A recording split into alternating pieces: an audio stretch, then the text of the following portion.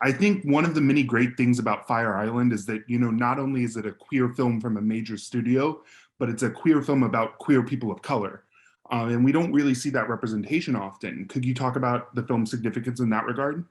Yeah, I still talk about how I don't know how Joel Kim Booster bamboozled Searchlight into making this movie.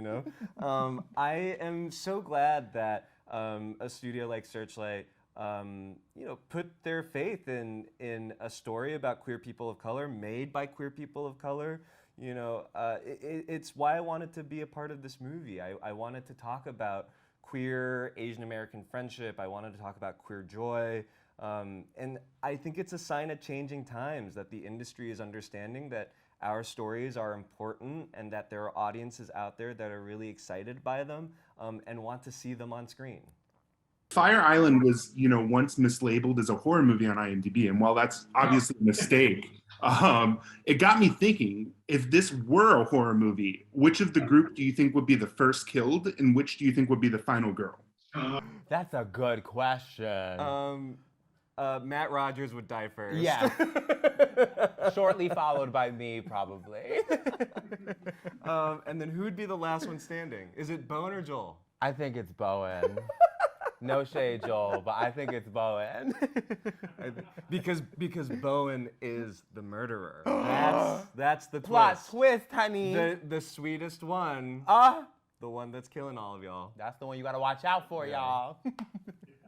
My favorite thing about the film, though, is like this genuinely fantastic energy that this group of friends has. How did you guys work to build this, and are you guys like friends in real life? So, Joel, Bowen, and Matt are friends in real life. They've known each other for years. Margaret is just an icon, and we were so happy that she came on board to, support this next generation of queer talent. And then Torian was an actor that Joel had cast in a play back in Chicago. And then Tómas was like a full discovery for us.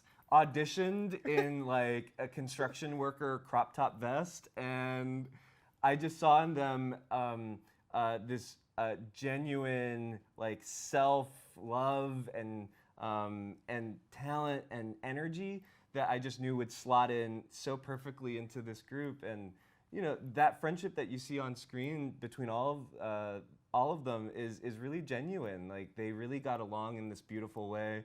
We're all on a text chain together still, celebrating the release of Fire Island.